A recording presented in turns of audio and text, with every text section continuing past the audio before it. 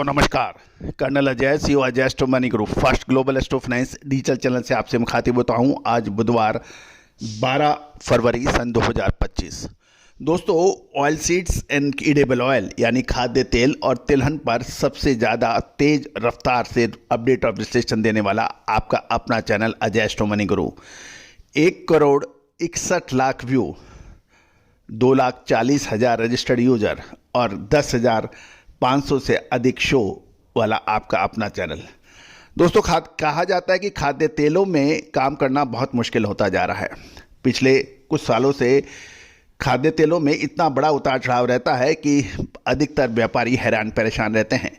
लेकिन हमने 10 में से 8 या 9 बार आपको अग्रिम विश्लेषण पकड़ के दिया है, बता के दिया है। अग्रिम विश्लेषण सही साबित हुआ है। आपको याद होगा, जनवरी महीने में हमने लगातार अपडेट दिए थे कि फरवरी के अंदर खाद्य तेलों में एक निर्णायक मोड़ आने की संभावना है और लगभग पिछले 5 से 7 दिनों से खाद्य तेलों में अंतर्राष्ट्रीय बाजारों में शानदार तेजी दर्ज हुई। इसका असर भारतीय बाजारों पर भी पड़ा। पाम तेल, सोयाबीन तेल और सरसों तेल में शानदार तेजी रिकवरी देखी गई।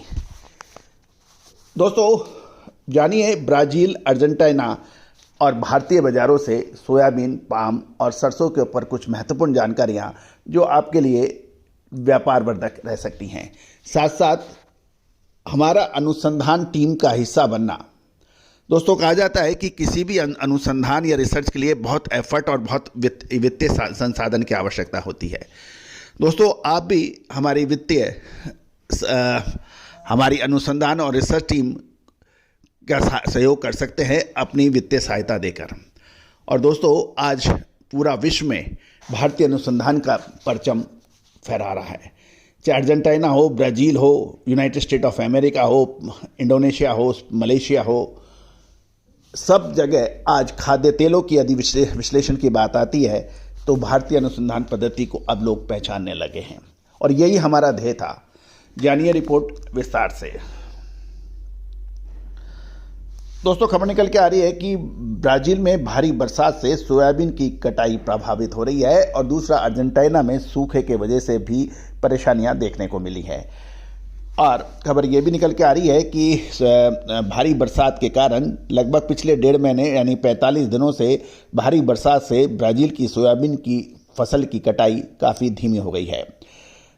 कुछ रिपोर्टर्स के अनुसार सोयाबीन की कटाई लगभग 15% पूरी हो चुकी है, जबकि पिछले वर्ष इस समान अवधि में 23% थी। गौरतलब है कि ब्राजील में पिछले 45 दिनों से सोयाबीन उत्पादक क्षेत्रों में बरसात के कारण सोयाबीन की कटाई में देरी हो रही है।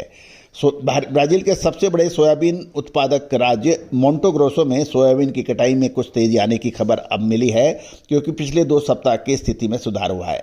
दूसरी ओर जो अर्जेंटीना कम बारिश से परेशान था, वहाँ अपर्याप्त बरसात के कारण फसलें लगातार खराब हो रही थी, लेकिन अब पिछले 5-7 दिनों से वहाँ से बरसात के समाचार हैं और सोयाबीन की फसलों को सुधार होने के भी समाचार मिल रहे हैं।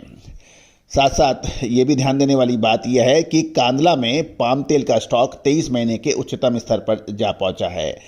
कांदला मुद्रा बंदरगाह पर आयातित खाद्य तेलों के स्टॉक में 1 फरवरी को समाप्त हुए सप्ताह में 271 टन की गिरावट आने की रिपोर्ट मिली है।